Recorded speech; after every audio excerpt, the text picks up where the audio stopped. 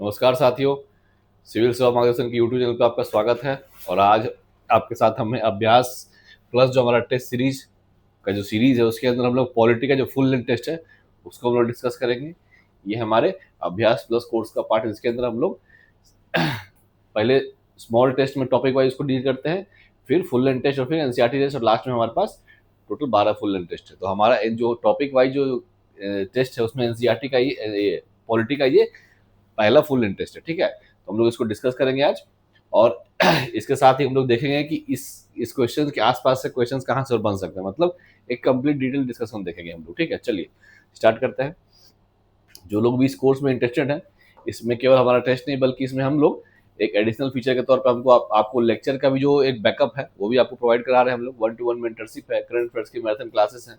तो ये एक कंप्लीट पैकेज आपका रिवीजन के लिए, अगर आप चाहते हैं हमसे जुड़ना तो बिल्कुल हमसे जुड़ सकते हैं। आप हमारे दिए गए नंबर पर कॉल कर सकते हैं और हमारे टेलीग्राम चैनल पे हमसे मैसेज कर सकते हैं। ठीक है, चलिए आगे बढ़ते हैं। हमारा आज का क्वेश्चन देखते हैं। पहला क्वेश्चन देखिए, अ कॉन्स्टिट्यूशनल गवर्नमेंट मीन्स। तो जब भी हम लोग बात करते हैं संवैधानिक सरकार का, तो संविधान का मतलब क्या है कि सरकार जिसको एक लिमिटेड पावर दी गई, जिसको कि एक संविधान के दायरे में रह काम करना है। तो जब भी हम लोग कॉन्स्टिट्यूशनल गवर्नमेंट की बात करेंगे तो इस ध्यान रखेंगे जो वर्ड लिमिटेड गवर्नमेंट है ना, लिमिटेड गवर्नमेंट,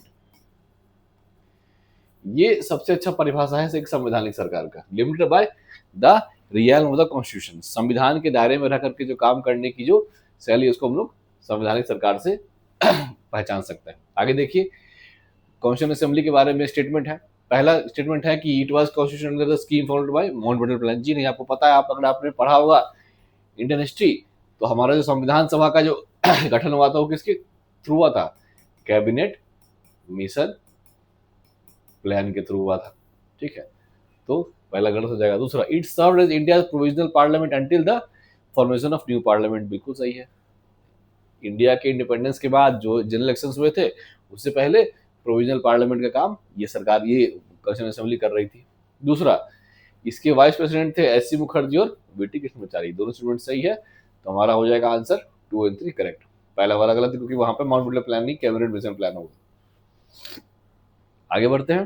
कॉन्स्टिट्यूशन असेंबली के बारे में हमारे पास स्टेटमेंट है, its member but indirectly elected. Indirectly उनको इलेक्ट किया गया था किनके द्वारा? जो प्रोविंशियल लेजिस्लेटिव असेंबलीज के मेंबर थे उनके द्वारा। जो गवर्नमेंट ऑफ इंडिया 1935 के बाद जो इलेक्शन हुए थे उसमें जो अलग अलग प्रोविंसेस की जो असेंबलीज थी उनके मेंबर्स के द्वारा कॉन्स्टिट्यूशन असेंबली के लोगों को इलेक्ट किया गया था। इससे बिल्कुल सही है। Each province and princely states will allocate seats in proportion to their respective population. जी हाँ, इसमें लगभग जो है वो 10 लाख लोगों पे एक मेंबर को रिप्रेजेंट किया गया था और एक मेंबर को चुना गया था। ठीक है, और seats in each province were distributed among Hindus and Muslims in equal proportion. जी नहीं, ये स्टेटमेंट रॉन्ग है। सीट्स को 3 हिस्सों में बांटा गया था, मुस्लिम, सिख और जनरल, और वो उनके पॉपुलेशन के प्रोपोर्शन के हिसाब से डिस्ट्रीब्यूट किया गया था, पॉपुलेशन के प्रोपोर्शन के हिसाब से। ठीक है, चलिए आगे बढ़ते हैं। इनमें से कौन सा प्रिंसिपल जनरली डायरेक्ट डेमोक्रेसी में सीधा अप्लाई होता है? ठीक है, तो हम लोग जब डायरेक्ट डेमोक्रेसी की बात कर रहे हैं तो इसका मतलब ये होगा सॉवरेंटी जो पीपल का है वो कभी खत्म नहीं होगा, always it will be available for them. Representatives can be recalled by the people. जी हाँ, अगर रिप्रेजेंटेटिव हमारे हिसाब से काम नहीं करता उनको we have the right to recall in direct democracy. तीसरा, people can make decision through referendum. बिल्कुल सही। हम लोग छोटे स्केल पे अगर रहेगा डायरेक्ट डेमोक्रेसी तो हम लोग उसको तुरंत रेफरेंडम करा सकते हैं। तो तीनों सही है। Removal of distinction state and civil, जी नहीं, ये डायरेक्ट डेमोक्रेसी का फीचर नहीं है, क्योंकि सिविल सोसाइटी जो है क्वेश्चन की तरह काम करती है और उसको अगर हम हटा देंगे तो फिर कहीं ना कहीं वो डेमोक्रेसी के लिए सुसाइडल हो जाएगा। तो हमारे लिए वो ऑप्शन सही नहीं होगा। 1, 2 और 3 इज करेक्ट। चलिए आगे बढ़ते हैं। Statement 1, constitution without constitution is merely written document. सही है। Constitutionally ensures that the government functions within the boundary set by the constitution. बिल्कुल सही है। ये दर्शा रहा है कि जो सरकार है वो संविधान के दायरे में रह काम करे। इसका मतलब स्टेटमेंट 1 एक और स्टेटमेंट है, स्टेटमेंट 1 और 2 जो है करेक्ट है और उसको एक्सप्लेन कर रहा है। चलिए आगे बढ़ते हैं। ऑब्जेक्टिव रेजोल्यूशंस पे क्वेश्चन है, it advocate for adequate safeguard for minorities backward and tribal. जी हाँ, इंक्लूसिव ग्रोथ की बात करता है ये, तो ये सही हो जाएगा।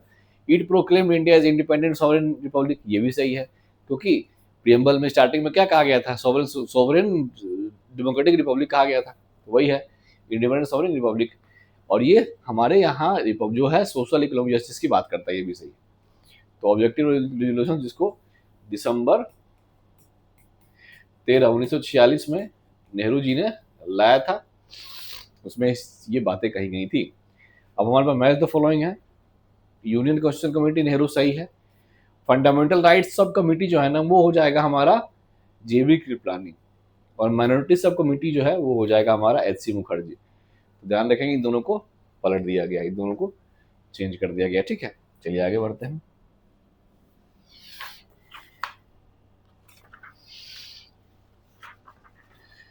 अगला क्वेश्चन देखते हैं हम लोग। With reference to the making of the constitution of India consider the following statement, ठीक है।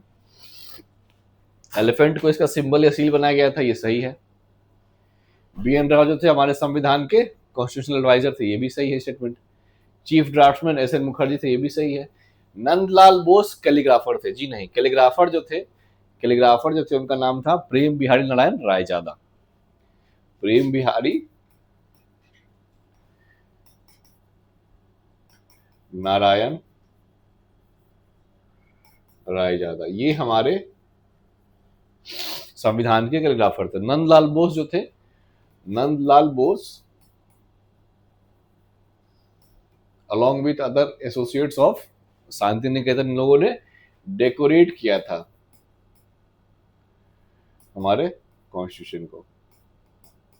बेसिकली वो लोग पेंटर थे, ठीक है। तो स्टेटमेंट इसमें से 3 सही हो जाएगा, only 3 is correct.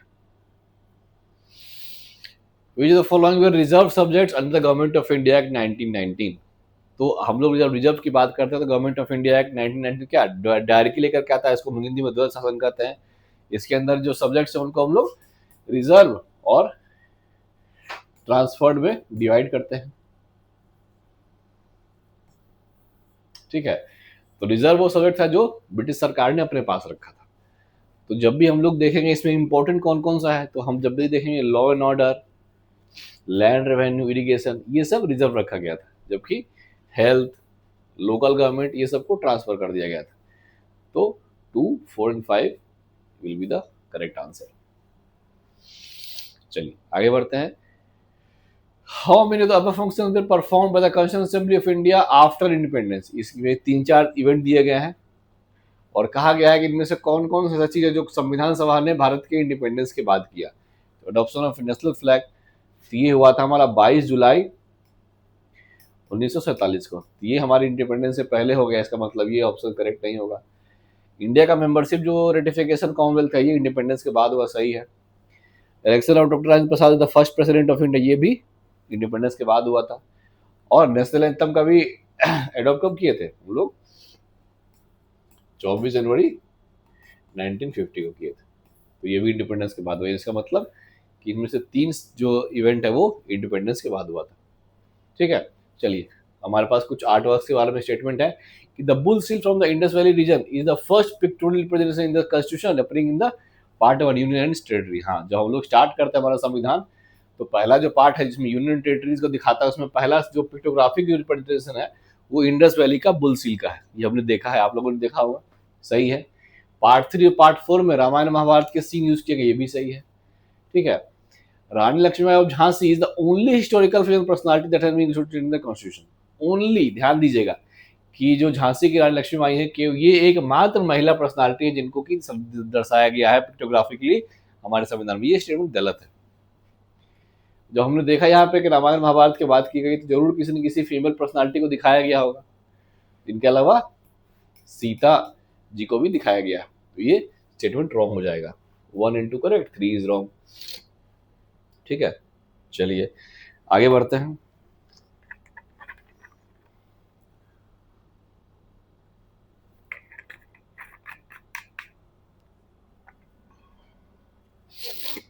Government of India act 1919 provided for the following. Government of India act के बाद क्या क्या चीजें बदलाव की गई थी।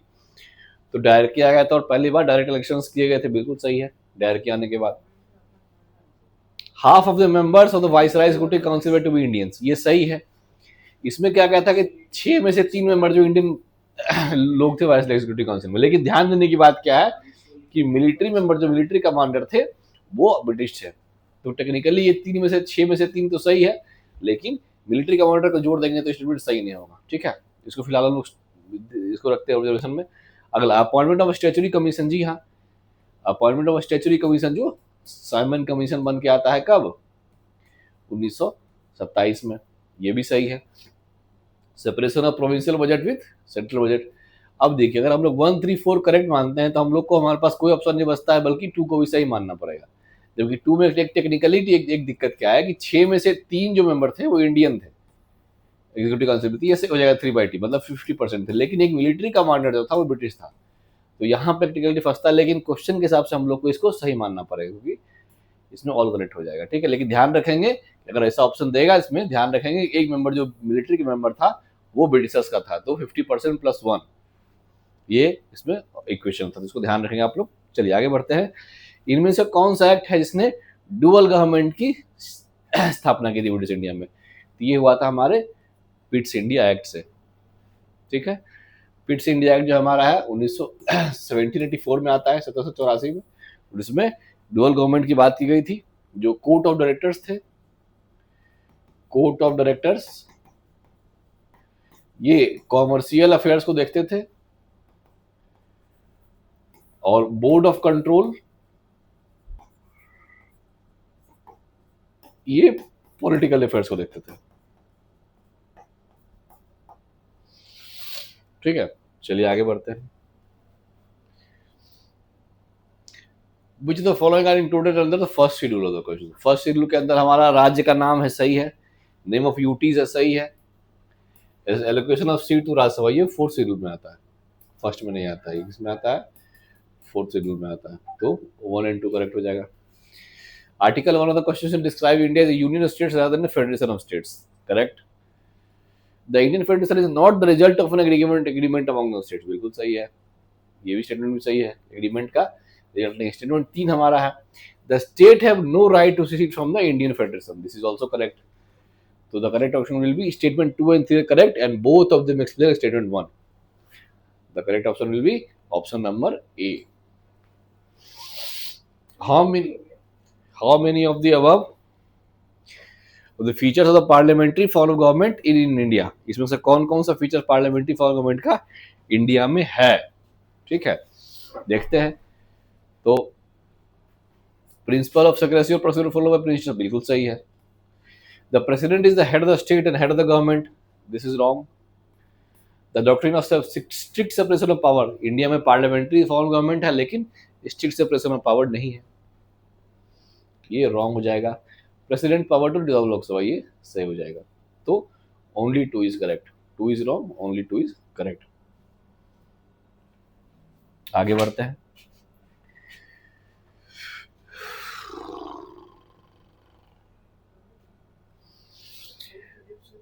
Consider the following statement with reference to parliamentary system Indian Britain. India Britain में जो पार्लियामेंट्री सिस्टम है उसको हम लोग कंपेयर करते हैं। Unlike India, the ministers are obliged to countersign the official act of the head of the state Britain, बिल्कुल सही है। ब्रिटेन में क्या होता है ना कि जो मिनिस्टर्स रहते हैं उनको किसी भी जो एक्ट रहता है उनके डिपार्टमेंट के या उनके कार्य क्षेत्र के अंदर का, उसको उनको काउंटरसाइन करना पड़ता है। ठीक है, इंडिया में ऐसा कोई रूल नहीं है।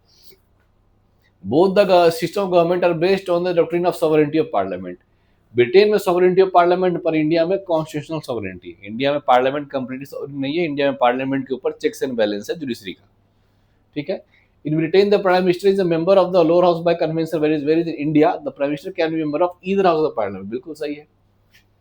हमारे इससे पहले प्राइम मिनिस्टर थे मनमोहन सिंह, जो कि मेंबर थे राज्यसभा का। तो इंडिया में ऐसा कोई रूल नहीं है। इंडिया में हालांकि यहाँ तक भी हमारे पास फ्लेक्सिबिलिटी है कि कोई ऐसा मेंबर है जो दोनों में से किसी हाउस का मेंबर नहीं, फिर भी पीएम बन सकता है, लेकिन उनको 6 मंथ के अंदर किसी न किसी एक हाउस की मेंबरशिप लेनी पड़ेगी। ठीक है, चलिए आगे देखते हैं। पोस्ट इंडिपेंडेंस इंडिया के बारे में क्वेश्चन है। Hyderabad was incorporated into India through means of referendum. जी नहीं, हैदराबाद में हम लोगों ने फोर्स का यूज किया था, मिलिट्री फोर्स का यूज किया था, ऑपरेशन पोलो। ऑपरेशन पोलो इसको सरदार पटेल लीड कर रहे थे। जूनागढ़ में रेफरेंडम हुआ था, तो ये भी रॉन्ग है। जूनागढ़ में रेफरेंडम हुआ था। तीसरा, Assam was the first state, जी नहीं, द मणिपुर। मणिपुर जो है वो पहला राज्य है जहां पे इलेक्शन हुआ है यूनिवर्सल एंड फ्रेंचाइजी के बेस पे। मणिपुर, जून 1948। मणिपुर, जून 1948। तो तीनों गलत है, नॉन ऑफ द हो जाएगा। How many of the above were created by states reorganisation act of 1956? इन 5 राज्यों में से कितने ऐसे राज्य जिनका गठन स्टेट रिओर्गनाइजेशन एक्ट 1956 के बाद हुआ है? तो केरल सही इनका हुआ था, हिमाचल प्रदेश उसमें यूटी बना था, 1971 के आसपास जाके राज्य बना है, ये गलत हो जाएगा। आंध्र प्रदेश हुआ था, ठीक है, एमपी भी हुआ था। महाराष्ट्र हमको लगता है 1960 के आसपास जाकर करके सौराष्ट्र से महाराष्ट्र गुजरात अलग हुआ था, तो ये दोनों नहीं हो जाएगा। इसका मतलब केवल यहाँ पे 3 सही है, 2 गलत है। आगे बढ़ते हैं।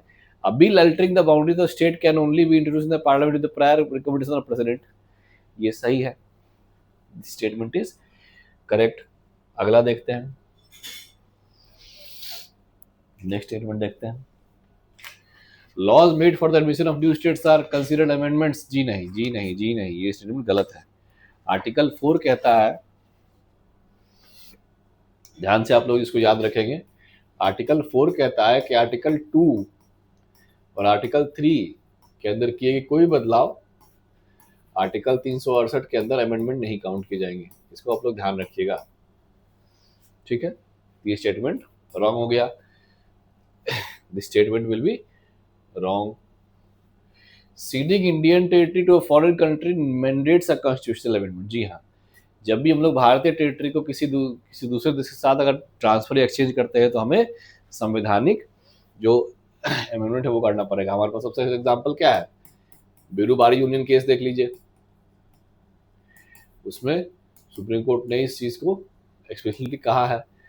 हमारा 100th जो कॉन्स्टिट्यूशनल अमेंडमेंट था, अमेंडमेंट वो क्या है, इंडिया बांग्लादेश में जो लैंड ट्रांसफर हुआ था बाउंड्री को लेकर के, तो ये दिखाता है कि हम जब भी लैंड ट्रांसफर करेंगे तो संविधान में संशोधन करना पड़ेगा, ठीक है। चलिए आगे देखते हैं। साइमन कमीशन के बारे में statement, it was set up to assess the functioning of the government of India act 1990। बिल्कुल सही, गवर्नमेंट ऑफ इंडिया एक्ट में कहा गया था कि एक स्टैचुरी कमीशन बनेगा जो इसके फंक्शनिंग पे बताएगा कि इसकी कैसे हमारे यहाँ वहाँ पे काम हो सकता है। दूसरा, it use the term schedule caste in its report for the first time. Schedule caste word को सबसे पहला बार गवर्नमेंट ऑफ इंडिया एक्ट 1935 में यूज किया गया है, ठीक है।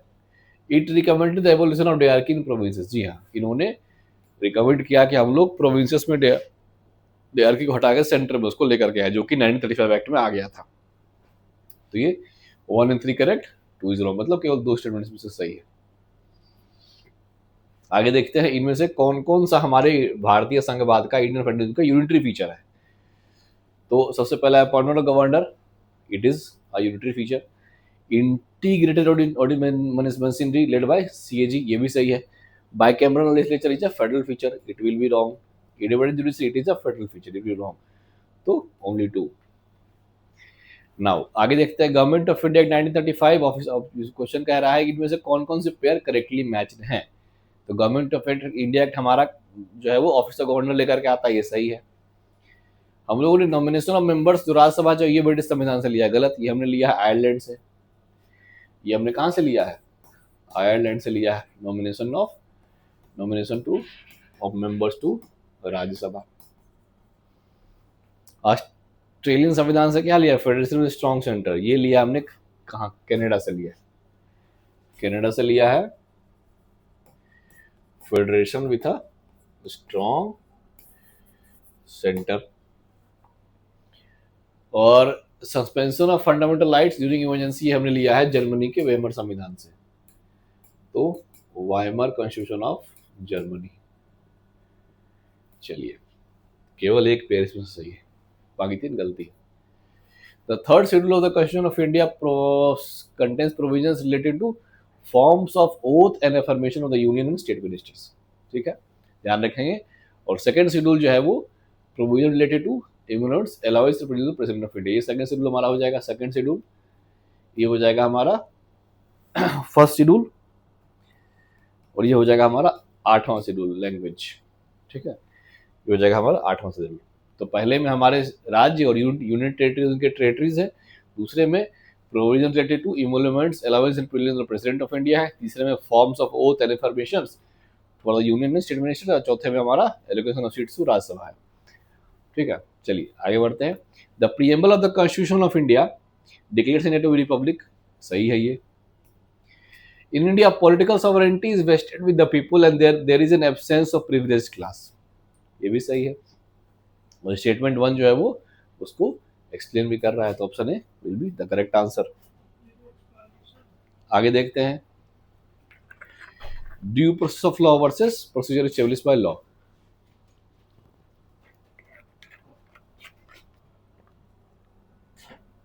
चलिए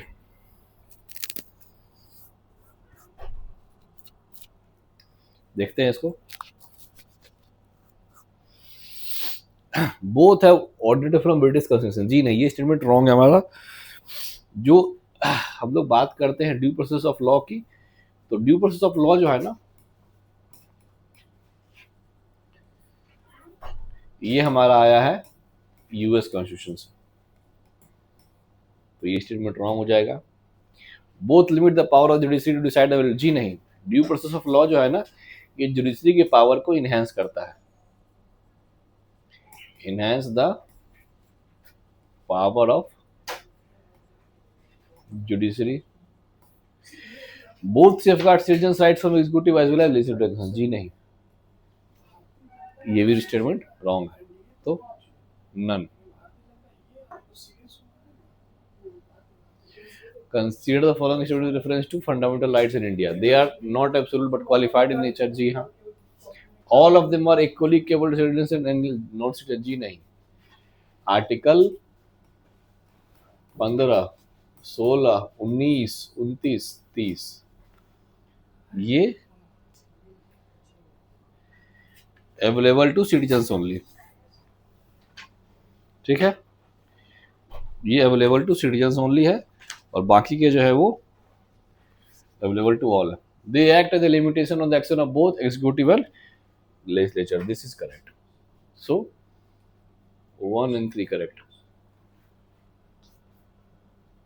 Like fundamental rights, all ordinary legal rights are protected and guaranteed by the Constitution of India, जी नहीं, ordinary legal rights are protected by ordinary law, ordinary law, so this statement is wrong. Unlike ordinary legal rights, fundamental rights can be changed by amending the Constitution, ये सही है। Fundamental rights को हम लोग केवल संविधान को संशोधन करके बदल सकते हैं, ये स्टेटमेंट सही है। ठीक है, A 12-year-old boy is employed in a brick cleaning in Uttar Pradesh due to his family's financial hardship. As a result, he is unable to attend school and is deprived of opportunities that are available to children of his age. अब देखिए, इसमें दो चीज़ है, कौन कौन से fundamental right यहाँ से उसके वायलेट हो रहे हैं। ठीक है, तो सबसे पहला चीज़ है कि वो चाइल्ड लेबर का शिकार है, आर्टिकल 24, और उसके पास डिप्राइव्ड ऑफ अपॉर्चुनिटीज, मतलब लर्निंग करने का अपॉर्चुनिटी डिप्राइव कर रहा है, तो आर्टिकल 21A। ठीक है, एजुकेशन का जो उसका राइट है वो भी उससे छीना जा रहा है, तो दोनों आर्टिकल वॉलेट हुआ, इसका मतलब 2 and 3 only. Which of the following fundamental rights are not available to foreigners, हमने बताया 15, 16, 19, 29, 30 ये सिटीजन्स को अवेलेबल है, बाकी जो है वो सबके लिए। तो अब देख लीजिए इसमें से कौन कौन से इसमें आता है,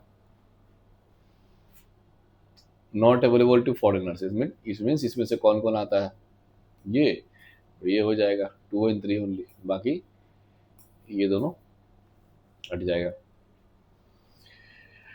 consider following statement with reference to the person arrested और डिटेन्ड अंडर ऑर्डिनरी लॉ।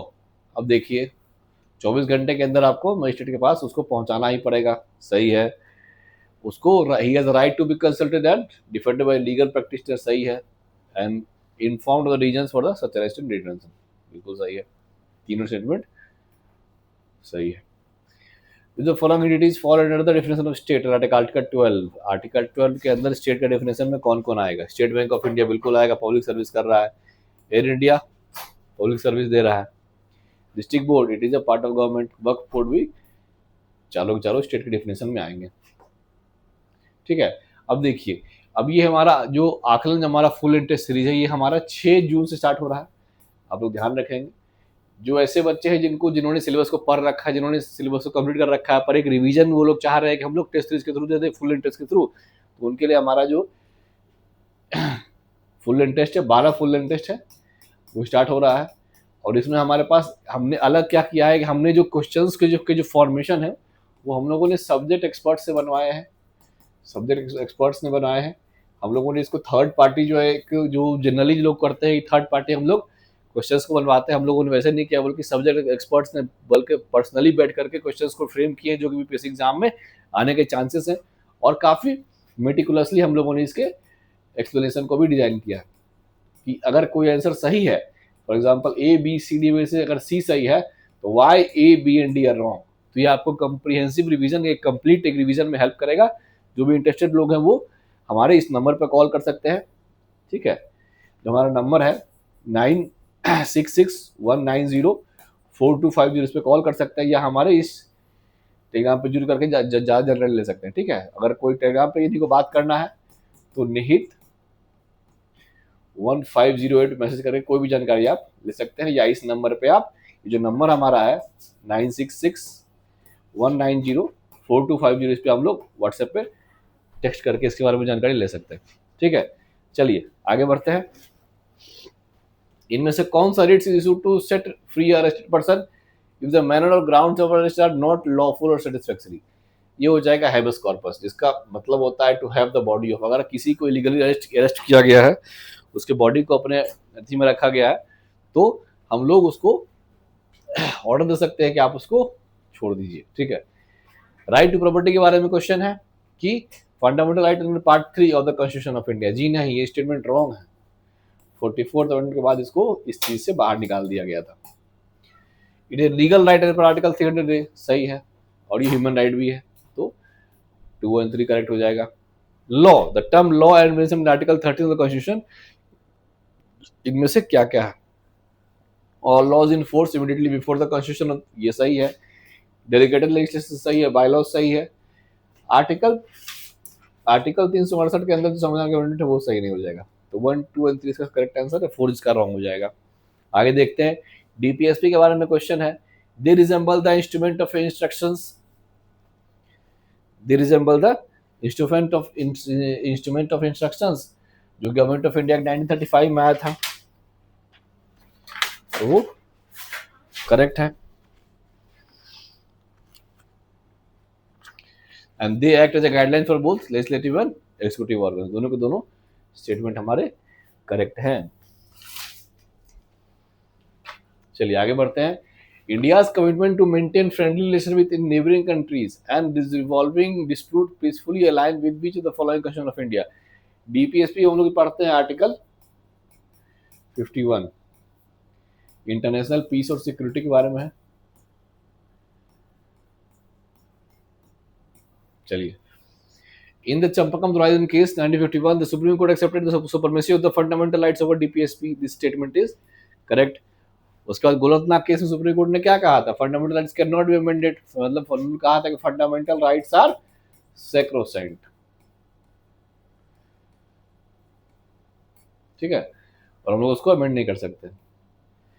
और मिनरल केस में क्या कहा गया था कि फंडामेंटल राइट्स एंड डीपीएसपी, इनके बैलेंस पे संविधान टिका हुआ है, तो स्टेटमेंट भी करेक्ट हो जाएगा।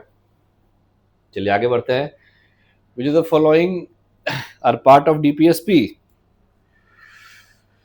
तो यूनिफॉर्म सिविल कोड सही है, प्रमोशन ऑफ कॉटन इंडस्ट्रीज सही है, and equitable distribution of resources, all 3 are correct. Article 16 के बारे में क्वेश्चन देखते हैं, क्या क्वेश्चन है? A state cannot discriminate against a citizen on the grounds of only religion, race, caste, sex, बिल्कुल सही है। The President of India can prescribe residence as a ground for certain employment in any state. तो ध्यान देना है, statement तो सही है, पर ये प्रेसिडेंट ऑफ इंडिया नहीं है, पार्लियामेंट कर सकता है, ये काम पार्लियामेंट कर सकता है। ठीक है, राइट टू लीगल एड के बारे में है, ये हमारे संविधान का राइट है, आर्टिकल 21 के अंदर ये सही है, ये इसको स्टेचुटरी राइट मिला है लीगल सर्विसेज 87 के अंदर, ये भी सही है, और ये डीपीएसपी के अंदर स्टेट ड्यूटी है। आप लोगों को ध्यान होगा 39A फ्री लीगल एड,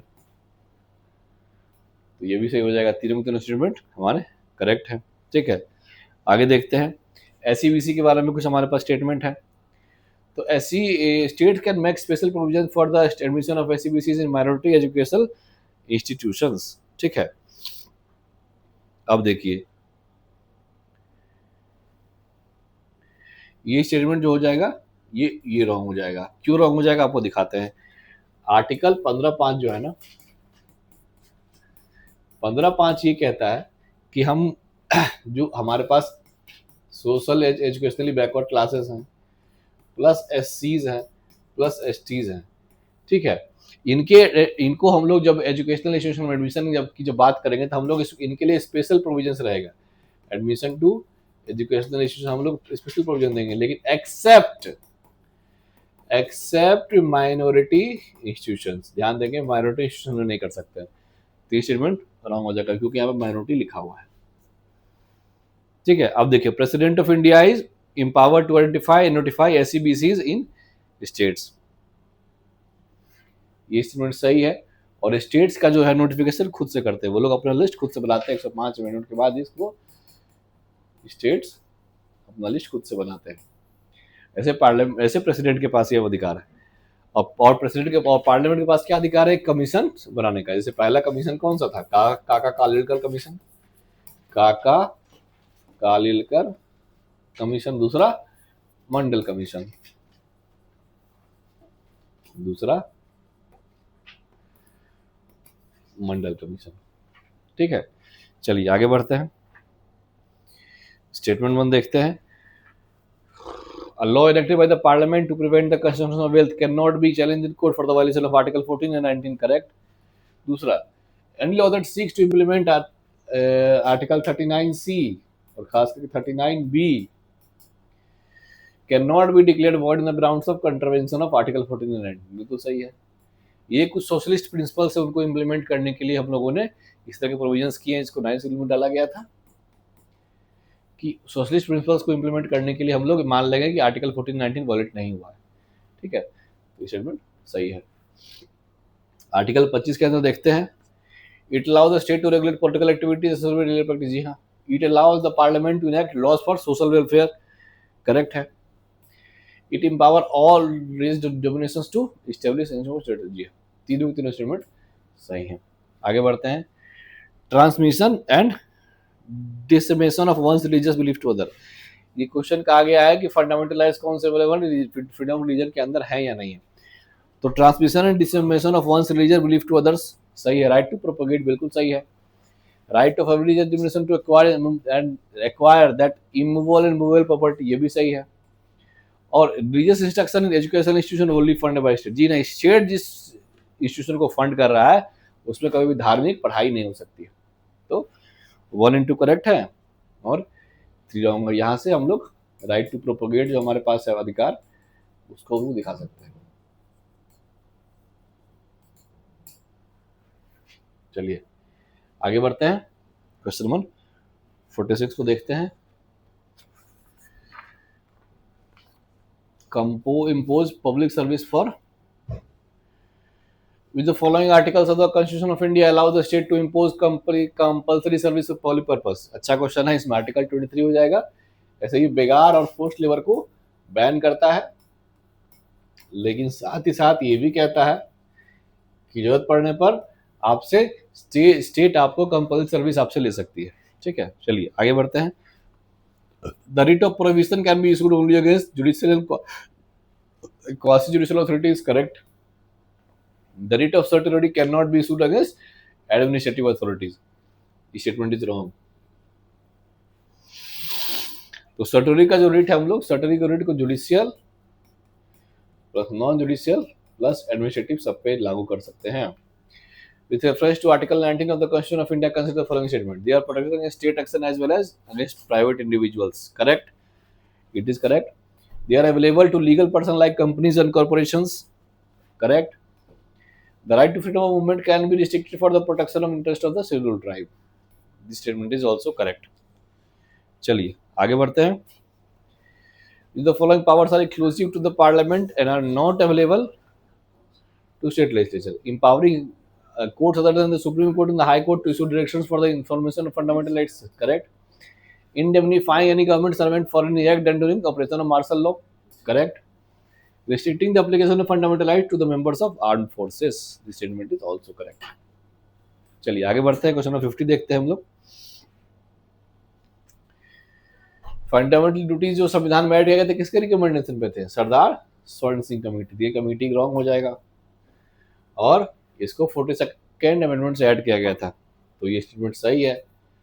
और प्रेसिडेंटशिप उसमें किसका था? बीबी गिरी का नहीं, फखरुद्दीन अली अहमद का था। फखरुद्दीन अली अहमद, तो ये स्टेटमेंट रॉन्ग हो जाएगा। Who among the following takes an oath to preserve, protect and defend the constitution and law? तो ये हमारे राष्ट्रपति करते हैं। ठीक है, आगे देखते हैं। With reference to election of the president of India, the elected member of state legislative assembly, जी नहीं, देखिए यहाँ पे एक कैच है कि स्टेट लेजिस्लेटिव काउंसिल के जो मेंबर है वो they can not vote. The elected members of the legislative assemblies of the UTs of Delhi and Puducherry cannot vote. This is also wrong.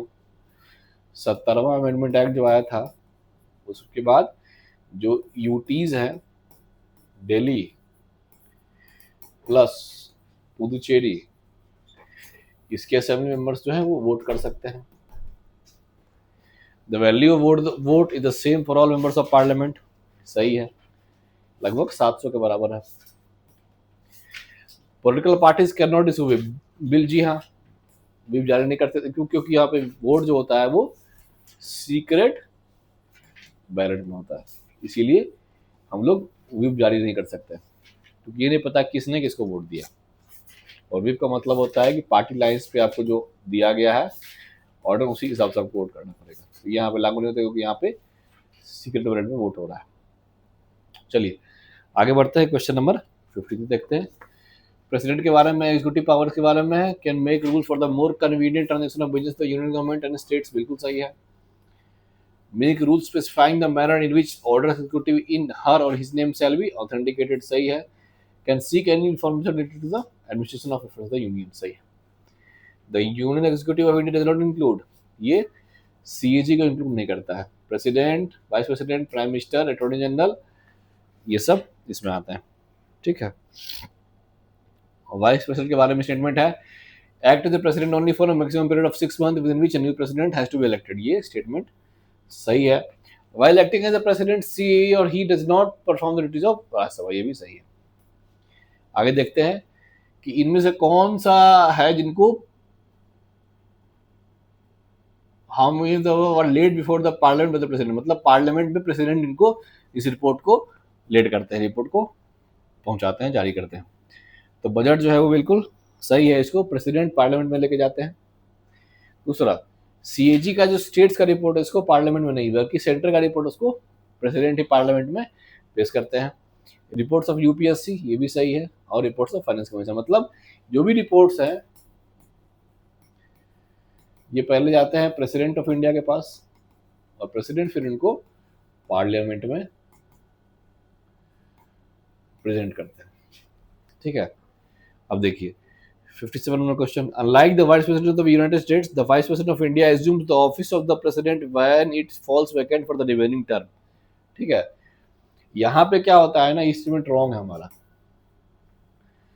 US में क्या होता है कि अगर वाइस प्रेसिडेंट बनेंगे प्रेसिडेंट तो वो रिमेनिंग टर्म के लिए बनते हैं, लेट्स से 2 years बचा हुआ है। तो इंडिया में बनेंगे 6 month के लिए, जब तक कि नए प्रेसिडेंट का चुनाव ना हो जाए। The Vice President of USA serves as the President of the Senate, while the Vice President of India is President of Rajya Sabha, ये सही है। The Constitution of India does not contain any specific procedure for the appointment of PM, जी हाँ, कोई specific procedure के बारे में जानकारी नहीं है। He is must be member of either house, जी नहीं, कोई जरूरी नहीं है। वो अगर किस दोनों में से किसी हाउस का मेंबर नहीं तभी बन सकते पीएम, उनको केवल 6 month के अंदर किसी हाउस का मेंबरशिप लेना होगा, या तो लोकसभा या Rajya Sabha. And he or she does not need to prove in majority before being appointed, appoint करने के बाद उनको लगभग 30 डेज का समय मिलता है अपना मेजोरिटी प्रूफ करने के लिए। चलिए आगे देखते हैं।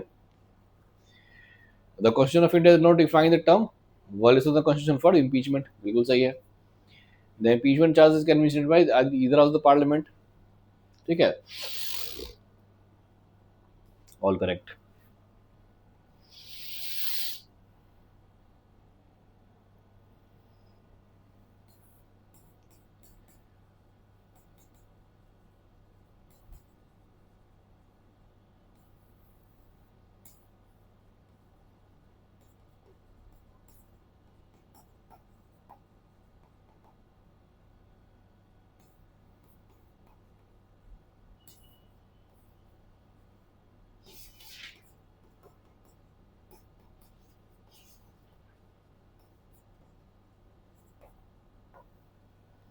आगे बढ़ते हैं।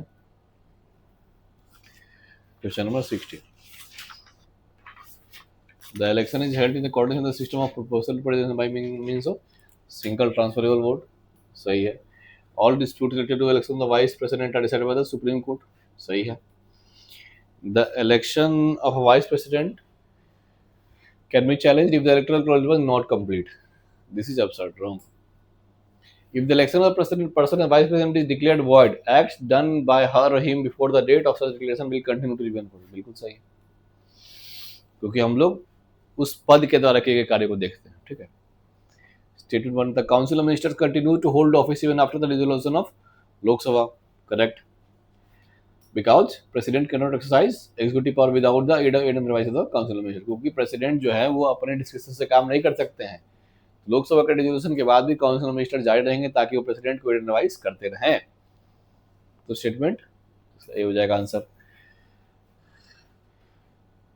इनमें से कितने बिल को पहले से ही प्रायर रिकमेंडेशन प्रेसिडेंट का जरूरी होता है पार्लियामेंट में जाने के लिए? पहला, bill for alteration of boundaries of existing states, correct. A bill involving expenditure from the concern fund of India, सही है। A state bill imposing restriction upon freedom of trade, जी नहीं, स्टेट का बिल है इसीलिए नहीं। अगर पार्लियामेंट ऐसा कुछ लाता तो उसमें प्रेसिडेंट को इन्वॉल्व होता। ये स्टेटमेंट रॉन्ग हो जाएगा।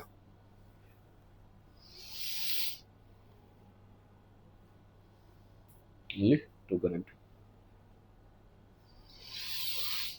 प्राइम मिनिस्टर ऑफ इंडिया के बारे में स्टेटमेंट है कि he or she advise the president with regard to summoning and proroguing the session of the parliament, correct.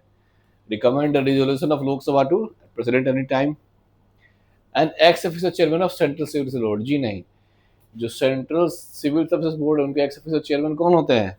वो होते हैं हमारे कैबिनेट सेक्रेटरी। चलिए, the number total number of ministers in the council of ministers can not exceed 15% relation of Lok Sabha, जी हाँ, ये 91st amendment act से आया था। ये A member who is disqualified on the grounds of defection is also disqualified from being appointed a minister. This is also correct. The principle of collective responsibility binds all the cabinet ministers even they differ in their cabinet meeting. उनको एक साथ ही एक ही मत रखना पड़ता है। Unlike Britain, there is no provision for legal responsibility of Minister of India. This is also correct. आगे देखते हैं। The word cabinet was inserted into the constitution by 44th Constitutional Amendment Act. बिल्कुल सही बात है। कैबिनेट जो word हमारे संविधान में पहले से नहीं था, इसको 44वें संविधान संशोधन के बाद ऐड किया गया था। Ministers of states are not members of cabinet and do not attend cabinet meetings unless specially invited. This is also correct. And the Constitution of India does not provide for the office of deputy PM. Correct. ठीक है, आगे देखते हैं। Absolute veto, तो absolute veto का मतलब हो जाएगा withholding of assent to the bill, and pocket veto का मतलब हो जाएगा taking no action on the bill. और सस्पेंसिव वीटो जो सही दिया हुआ है, can be overwritten by the legislature with ordinary majority. ठीक है, चलिए आगे देखते हैं। Ordinance making power of the president.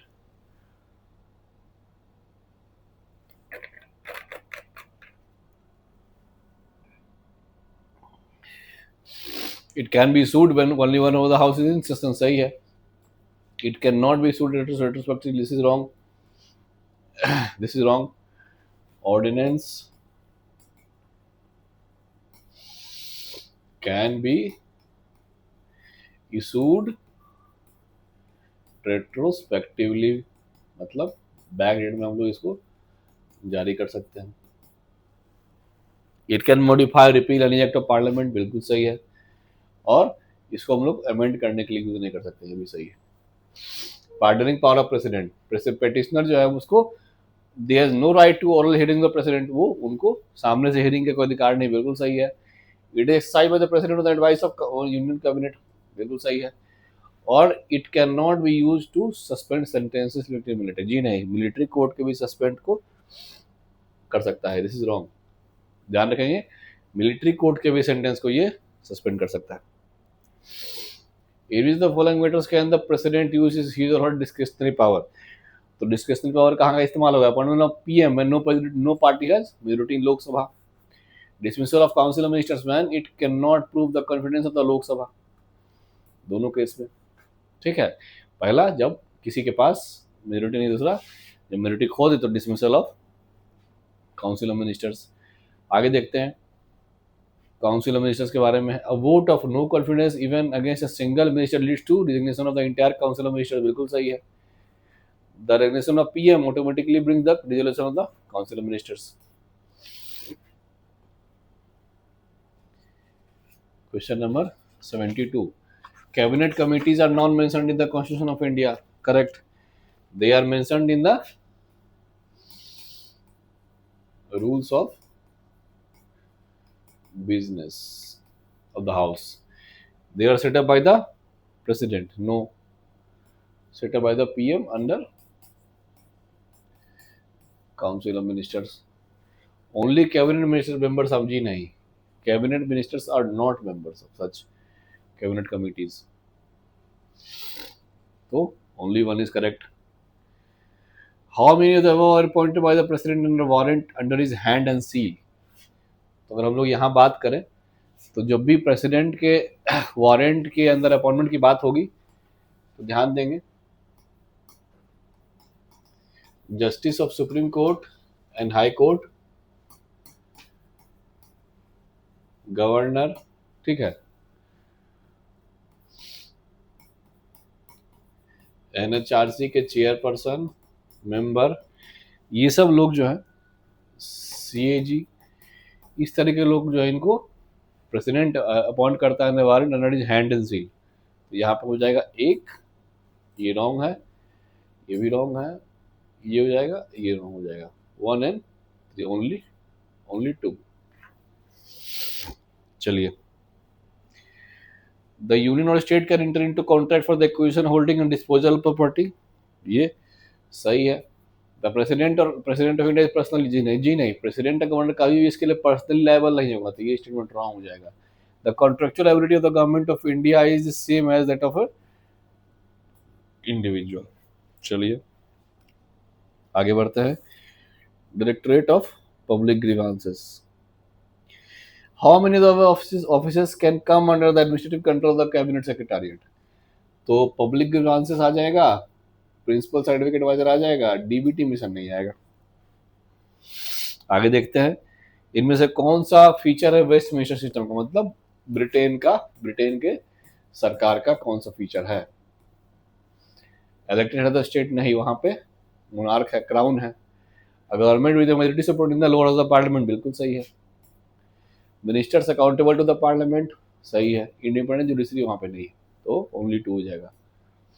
A person who is 30 years of age and has all the other necessary qualification is qualified to contest election of the following. 30 years of age में हम लोग लोकसभा का member बन सकते हैं 25 years, Rajya Sabha member बन सकते हैं 30 ईयर्स. बाकी प्रेसिडेंट और गवर्नर नहीं, क्योंकि इनका जो एज है वो है 35. A prime minister cannot vote in her or his favor during a no confidence motion if she is a member of the राज्य सभा, बिल्कुल सही है. क्योंकि नो कॉन्फिडेंस मोशन जो है वो एनसीएम केवल लोकसभा में आता है. Member of parliament can only vote in the house of parliament when is a member, this is also correct. तो स्टेटमेंट उसको एक्सप्लेन भी कर रहा है, तो इट इज करेक्ट. ठीक है, आगे बढ़ते हैं. If Lok Sabha does not accept any of the recommendation of Rajya Sabha on the money bill, the bill is deemed to be have passed by the Parliament in the form approved by the Lok Sabha. Consider the following statement regarding the special session of the Parliament. That term special session is explicitly mentioned in the rule book. जी नहीं, special session जो word है वो ना तो संविधान में है ना कहीं रूल बुक में कहीं नहीं है, ठीक है। और इस सेशन में प्रिसाइडिंग ऑफिसर जो है वो क्वेश्चन आवर इस तरह के जो प्रोसीजरल डिवाइस इनको डिनाई कर सकते हैं, सही है। और अभी तक केवल 2 बार हुआ, जी नहीं 2 बार से अधिक हो चुके हैं। आपको याद होगा ट्रिस्ट विद डेस्टिनी का जो स्पीच था जवाहरलाल नेहरू का, वो मिडनाइट में हुआ था, ठीक है। 2015 में हुआ था 125 150 साल डॉक्टर बी आर अम्बेडकर का, उसके लिए हुआ था। 2017 में जीएसटी रोल आउट करने के लिए हुआ था मिडनाइट में सेशन।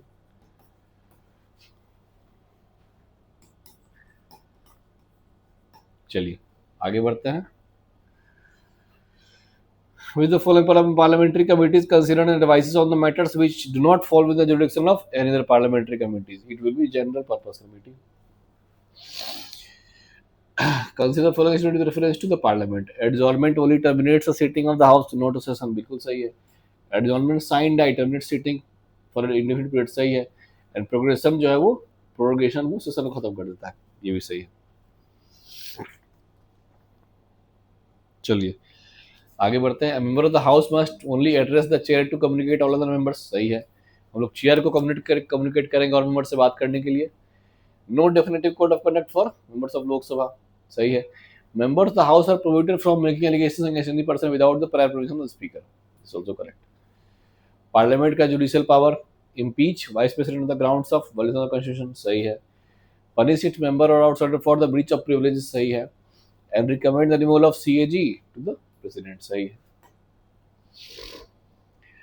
कुछ हमारे पास पार्लियामेंट्री प्रिविलेजेस हैं, उनको हम लोग देख लेते हैं, ठीक है।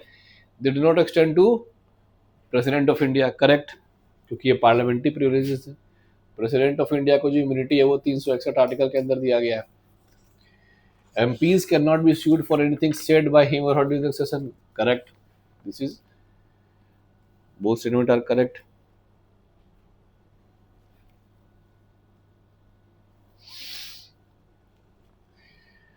MPs can not be arrested during the session on the parliament for both, जी। अब देखिए यहाँ पे जो क्रिमिनल केसेस हैं, सिविल केसेस में 40 डेज बिफोर या आफ्टर सेशन उनको प्रिविलेज है, लेकिन क्रिमिनल केसेस में कोई भी प्रिविलेज नहीं है, उनको कभी भी चाहे तो अरेस्ट कर सकती है, ठीक है। इफ फाउंड गिल्टी, इनमें से कौन कौन सा ग्राउंड है disqualification of member of parliament? If found guilty for corrupt practices in election, ध्यान होगा आपको, इंदिरा गांधी वर्सेस राजनारायण केस कल ही बताया था हमने आपको। Convicted for any offence resulting in imprisonment of 2 or more years, of course. Failure to lodge in account of which election expenditure, election का एक्सपेंडिचर एक टाइम फ्रेम वो लोग नहीं दे पा रहे थे। Holding any office of profit under the union of state government, ये भी सही है। अगला, with reference to the speaker of Lok Sabha consider following statement, the date of election of the speaker is decided by the president of India, correct. The speaker pro tem जो है preside over sitting for the election of new speaker in the newly constitution house, सही है। और person जो assuming the office of speaker must resign from his political party, जी नहीं, ऐसा कोई नियम यहाँ पे नहीं है। हालांकि ये रूल के हिसाब से ऐसा कुछ यहाँ पे नहीं है, हालांकि ऐसा अर्ली करना चाहिए कि हमको पॉलिटिकल पार्टी से फिर न्यूट्रल स्टांस रखना चाहिए, लेकिन रिजाइन करने का प्रोविजन यहाँ पे नहीं लिया हुआ है। वो the following presides over the Rajya Sabha when the office of chairman and the deputy chairman is vacant, a person appointed by the president of India will chair. जब हमारे राज्यसभा के चेयरमैन और डिप्टी चेयरमैन दोनों नहीं है तो person appointed by president of India will chair it. With reference to Secretary General of the Lok Sabha, consider following statements. Appointed by Speaker of the Lok Sabha, status is equivalent to Cabinet Secretary, and notice is given in writing to and addressed to him. चलिए, cabinet secretary के equivalent रहता है और every Lok Sabha given in writing and addressed to him or her. With the following bills lapse in the case of dissolution of Lok Sabha, तो लोकसभा अगर dissolve हो गया तो bill pending Lok Sabha will dissolve A bill passed by Lok Sabha but pending in Rajya Sabha will dissolve. A bill pending in Rajya Sabha but not passed by Lok Sabha will not dissolve. A bill passed both houses but pending assent will not dissolve. आगे देखिए start और unstarred question के बारे में statement है। तो start question जो होता है ना, इसको ऐसे हम डिनोट करते हैं, स्टार्ट क्वेश्चन। तो ये जो है, ये इसका ओरल आंसर जो है वो डिमांड होता है, और अब वहां पे फॉलो अप क्वेश्चन भी पूछ सकते हैं। लेकिन जो अनस्टार्ट क्वेश्चन है, अनस्टार्ट जो क्वेश्चन है उसमें रिटन रिप्लाई आएगा, so no follow up questions. आगे बढ़ते हैं। Supplementary questions can be asked by the member of the house for or starred element unstarred. जी नहीं, सप्लीमेंट्री क्वेश्चन जो केवल supplementary questions only for starred questions. Supplementary जो questions है, जो फॉलो अप क्वेश्चन हम लोगों ने बोला, सप्लीमेंट्री या follow up questions only for starred questions, not for non start. A short notice is asked by giving a notice of less than 10 days, जिसको कि ऑलरेडी आंसर किया जाता है। Short notice question by giving a notice of less than 10 days, जिसको कि orally ही answer किया जाता है। 0 hour, it raises matter of public importance, correct है। Adjournment motion draw attention of the house to different matter of public urgent importance. तीसरा, calling attention motion draw the attention of ministers, and directory motion, adjournment or debate on a bill, motion or resolution. So all 4 pairs are correct. अब देखिए statement है no confidence motion और censure motion के बारे में। तो ध्यान देंगे कि no confidence motion should state the reasons for adoption by the Lok Sabha and the censure motion did not do so. Statement is wrong, it has reverse the definition. तो no confidence motion में कोई रीजन की जरूरत नहीं है, no reason required, but censure motion requires, censure motion requires reason. ठीक है, आगे देखते हैं। Censure motion can be moved against individual minister, बिल्कुल सही है। अगर किसी ने कोई गलत बात बोली तो हम लोग उसको सेंसर मोशन लगा सकते हैं और इससे सरकार पे कोई फर्क नहीं पड़ेगा। लेकिन नॉन कॉन्फिडेंस मोशन जब भी लगेगा तो किस पे लगेगा? काउंसिल ऑफ मिनिस्टर्स पे लगेगा। सही है। If censure motion is pass in Lok Sabha the council minister did not resign, बिल्कुल कोई रिजाइन की जरूरत नहीं, क्योंकि एक बात किसी टॉपिक पे सेंसर मोशन लगाया जाता है तो हम लोग उसमें अगर ये पास हो भी गया तो जो चीज को सेंसर्ड किया जा रहा है वो चीज वहां से जो संसद के रिकॉर्ड से हट जाएगा, लोकसभा राज्यसभा के रिकॉर्ड से हट जाएगा, लेकिन सरकार नहीं गिरेगी। लेकिन अगर नॉन कॉन्फिडेंस मोशन पास हो गया तो it will lead to fall of government, it will lead to fall of government. ठीक है, आगे बढ़ते हैं। Parliament can reduce or abolish a tax but cannot increase it without president assent। ध्यान देंगे, without president assent। No demand for grants shall be made except on the recommendation of the president, correct। The Rajya Sabha has no power to vote on the demand for grants, this is also correct। And no money shall be withdrawn from the personal fund of India except under appropriation made by law, this statement is also correct। आगे देखते हैं। Rajya Sabha has equal powers with that of the Lok Sabha in which the following cases।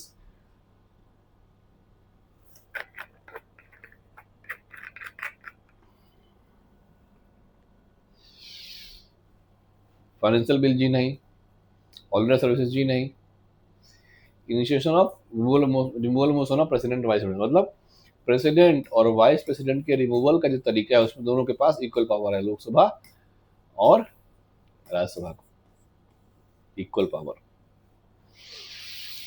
इनमें से कौन सा committee का member केवल लोकसभा से होता है? तो एस्टीमेट कमेटी, एस्टीमेट कमेटी है 30 members only from Lok Sabha. Public undertakings में 22 मेंबर होते हैं, 15 लोकसभा से, 7 राज्यसभा से, और शेड्यूल कास्ट वाले में 30 होते हैं, 20 लोकसभा से, 10 राज्यसभा से। ठीक है। पब्लिक अकाउंट कमेटी ये गवर्नमेंट ऑफ इंडिया के 1919 पे बेस्ड था और पहला बार इसको 1921 में इसकी स्थापना हुई थी, इसको ध्यान रखेंगे हम लोग। ठीक है, आगे बढ़ते हैं। इसके मेंबर जो है पार्लियामेंट के ही मेंबर से चुने जाते हैं, सही है। अब मिनिस्टर कैन बी मेंबर जी नहीं, मिनिस्टर इसमें कमेटी का मेंबर नहीं बन सकता है। Chairman of committee is usually selected from opposition parties.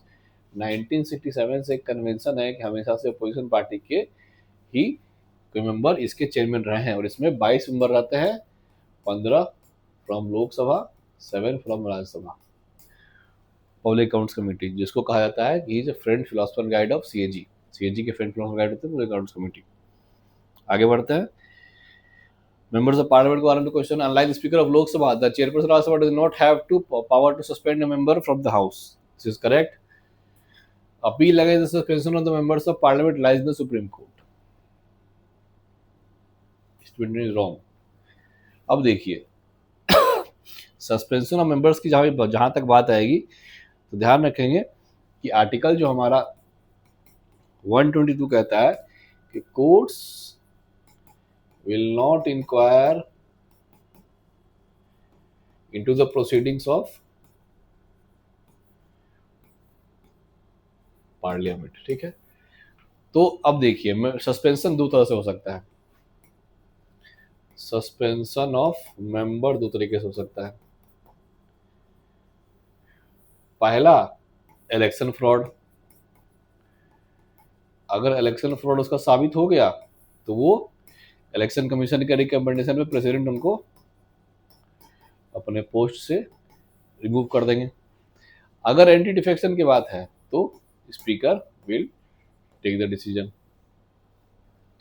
चलिए, वोट ऑन अकाउंट की बात है। इट इज नॉट मेंशन्ड, ये जी नहीं, इसको संविधान में मेंशन किया गया है। किस पे? आर्टिकल 116 क्लॉज ए सब क्लॉज 1 में। It is passed through interim budget in the period leading up to election, बिल्कुल सही है। इट इज नॉट, कुछ में कोई नया सर्विस नहीं आता है।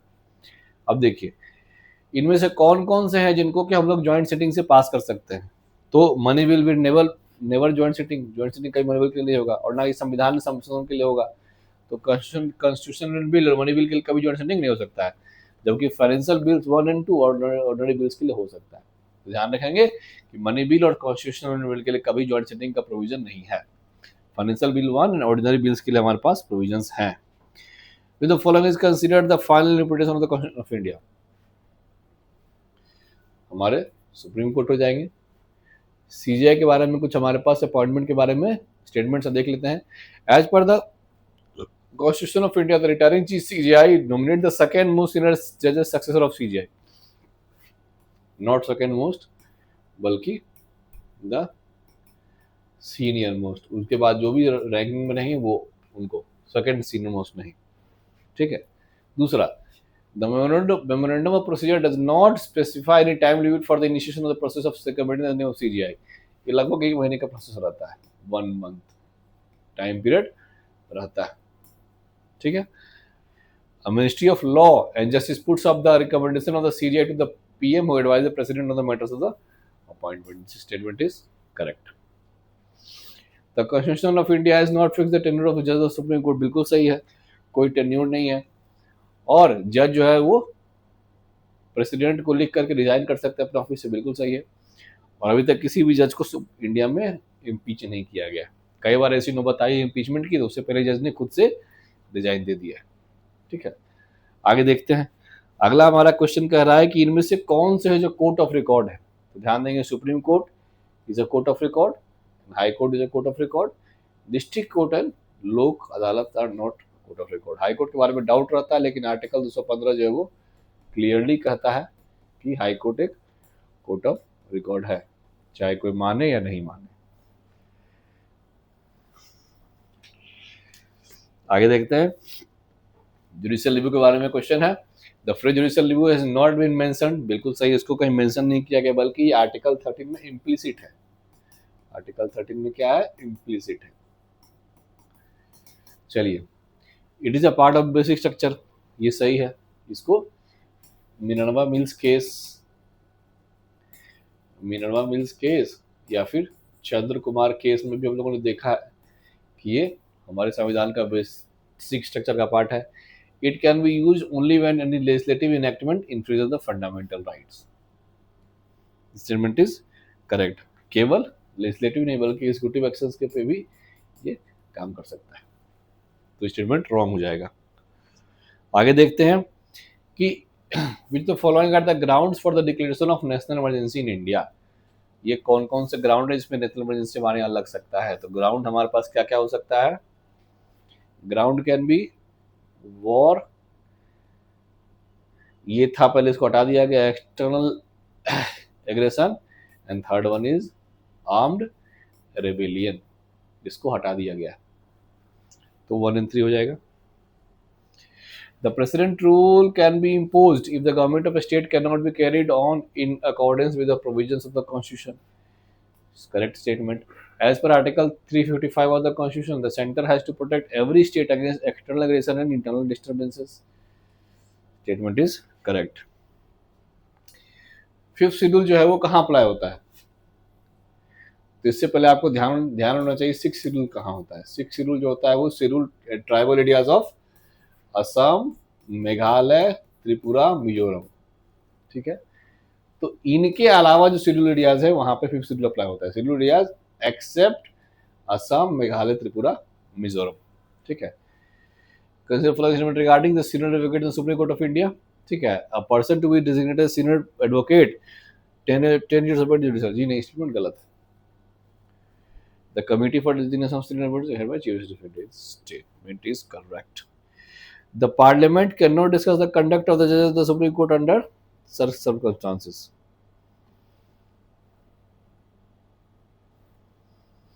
ये कर सकता है किस केस में, रिमूवल ऑफ जज of supreme court. The salaries and allowance the supreme court parliamentary rule, जी नहीं, पार्लियामेंट्री रूल नहीं है बल्कि कंसोलिडेटेड फंड ऑफ इंडिया।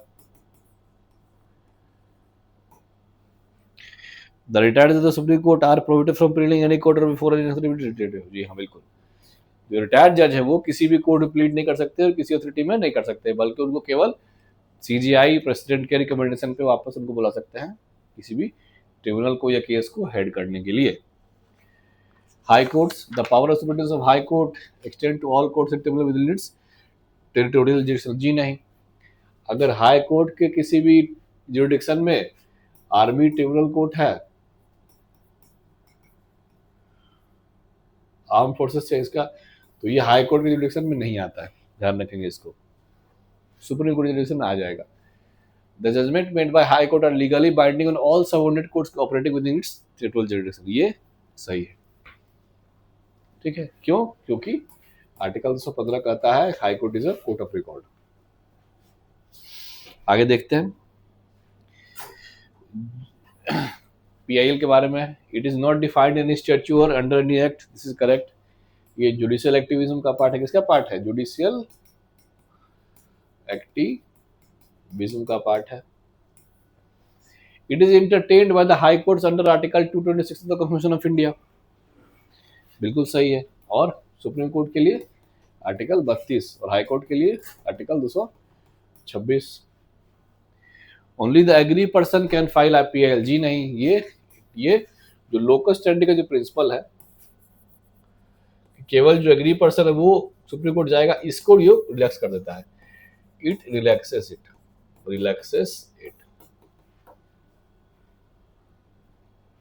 ठीक है।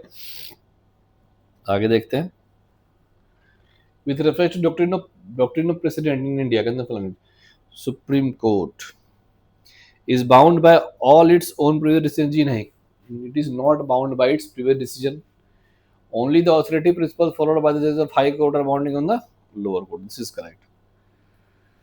हाई कोर्ट के बारे में है क्वेश्चन, हाई कोर्ट जज, he should have a judicial office in the territory of India for 10 years held. No minimum age, सही बात है, केवल रिटायरमेंट का होता है 62 years। हाई कोर्ट जज का रिटायरमेंट का है 62 years और सुप्रीम कोर्ट जज का है 65 years। Constitution of India makes provision for appointment of the distinct jurisdiction of the High Court, ये कोई प्रोविजन इसमें खास करके अपॉइंटमेंट को लेकर के नहीं है।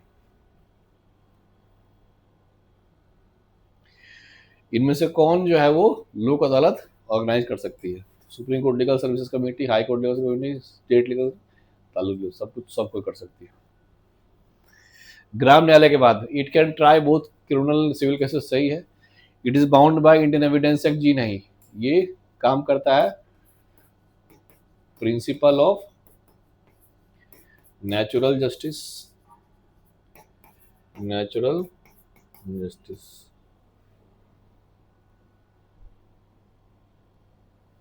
There is no right to appeal against its order, wrong है, इसमें हमारे पास राइट टू अपील रहता है, ठीक है। With the following doctrine states that any law inconsistent with the fundamental rights is not invalid. ये आर्टिकल 13 डॉक्ट्रिन ऑफ इक्लिप्स। चलिए आगे बढ़ते हैं।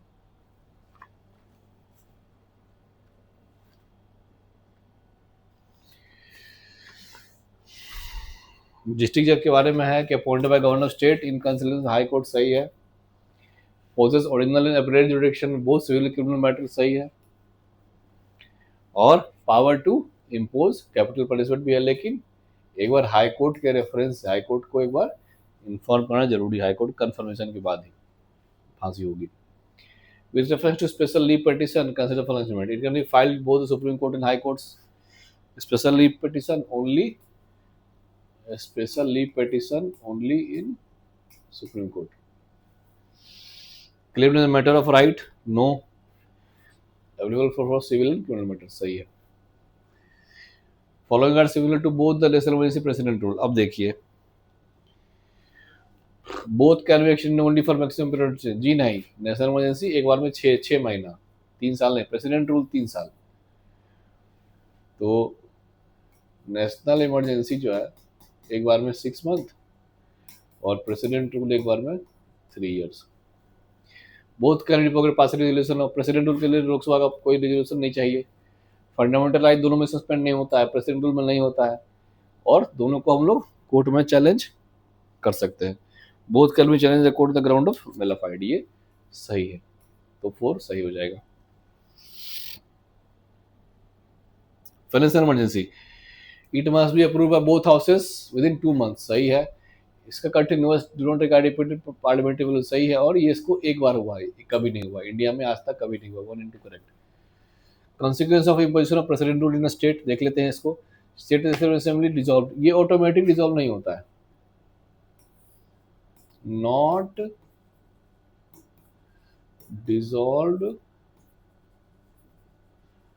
ऑटोमेटिकली, ठीक है।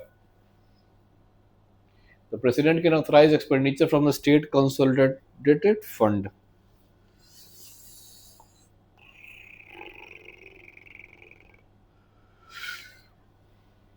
सही है। And high court power, high court का जब पावर है, high court will remain normally function करेगा, हाई कोर्ट पे कोई चेंज नहीं होगा। रिमूवल ऑफ सुप्रीम कोर्ट जज, removal motion can be either house, ठीक है। प्रिसाइडिंग ऑफिसर जो है वो उसको एडमिट कर सकता है या रिफ्यूज भी कर सकता है, दोनों कर सकता है। और रिमूवल के लिए स्पेशल मेजोरिटी चाहिए, सही है। Power to enlarge jurisdiction of supreme court, ये पार्लियामेंट के पास पावर है। आगे देखते हैं। Supreme court curative petition and review petition, both provided संविधान, संविधान के अंदर आता है ये। Can file on evolution of the principle of justice, ये सही है। और दोनों को 60 दिन के अंदर फाइल करना होता है। अब हमारे पास कुछ क्वेश्चन करंट अफेयर्स के देख लेते हैं, अब आंसर मैच कर लेंगे आप। Ruth Mancini, Emilia, Sara Mughal Rana, Matt Green, Austin Sigmund Broca, Rebecca Armitage, Laha Ferguson, Lana Ferguson, नॉक्टी कैडिया, Rina Kent, Belem Brazil,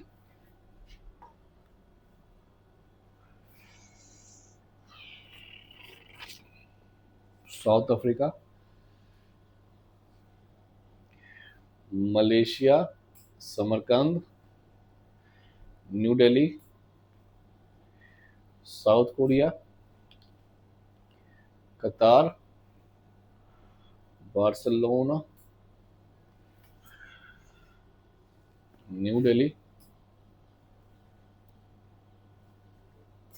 Jaipur, Tripura, Tamil Nadu, Dehradun, Hyderabad, IIT Delhi and New Delhi. ठीक है, तो ये हमारा पूरा का पूरा सेशन था जिसमें हम लोग इंडियन पॉलिटी के फुल लाइन टेस्ट को हमने इसको सॉल्यूशन को देखा और साथ ही हमारे पास कुछ क्वेश्चन करंट अफेयर्स के भी थे। ठीक है, तो हम लोग अब आपसे फिर मिलेंगे किसी एक नेक्स्ट डे नेक्स्ट टॉपिक के साथ। तब तक के लिए धन्यवाद। अगर आपको इस स्कीम में जुड़ना है हमारे अभ्यास प्लस में तो आप हमसे जुड़ सकते हैं, और अगर आपको फुल एंड टेस्ट में हमारा ज्वाइन करना है तो अब 6 जून स्टार्ट हो रहा है, आप उसमें जुड़ सकते हैं। तो धन्यवाद।